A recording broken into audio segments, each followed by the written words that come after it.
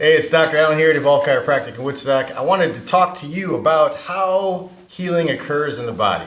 So a common thing that happens in my office is people will start care, we're treating something that's been painful or some type of dysfunction in the body.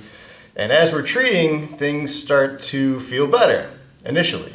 And then what will happen is you might get a little plateau or something might flare up. At that point in time, patients suddenly start to wonder if this style of therapy is actually working for them, or if they should go seek alternative type therapies like surgery or medications. So the concept I want to present with this is that healing is not a linear process, okay? Especially when we're dealing with chronic pain patterns, but acute pain patterns, sprains, strains, they have a very similar concept as well. So let's think of it this way. Here's my little chart, your trajectory of healing. So on this side we have our pain or dysfunction. Now at the bottom is where typically people come in, say we're at a 10 out of 10 pain, right? Crawling into my office. And over here is our time-based. So as we start therapy, we'll notice that pain and dysfunction will start to improve. So that 10 might turn into something like maybe an 8, all right?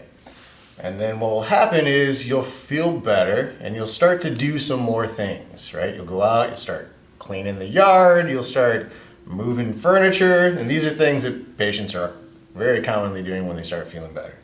And then we might get a little bump in the road, might get a little flared up, but we don't return back down to that 10 out of 10, we're maybe at like a 9, right? And as that heals, we start to catch another upswing. So say now we're at maybe a 5 out of 10. We're feeling better. We go to a wedding, we go dancing, feeling good. But we hit another flare up. The body says, maybe we shouldn't have done that much. Possibly not. The flare up, again, doesn't bring us back down to baseline. Maybe we're at like a 6 or a 7 out of 10 on the pain scale. And then we catch another upswing. And now we're maybe 3 or 4 out of 10 on a pain scale. And then what happens? Maybe you stub your toe, right? And then you're walking funny on it. Now your back's kind of sore. Catch that. Well, it keeps improving over time. Maybe, I don't know what happens this time. You slip down the stairs when you're carrying laundry. Uh-oh, that was a big setback. Now we're working on something different at this point. But still, as you improve, we're still catching that upward swing. Now, what the problem is say, if we were to purely focus on a short duration, say right here, right? It's hard to see a big picture when we're in the swing of things. So if that just looks like a new chart, basically what happens is we had some improvement and then we drop down. And that's the only piece that we'll be able to see. But we don't look at the big picture as like, hey, we started down here, and now we're up here. And now we still have an opportunity for improvement. So this is a very common pattern that I see in the office when patients are healing from chronic pain patterns or even acute pain patterns that are starting to heal, but as they're healing, we're feeling better, so we do more. So think of it this way.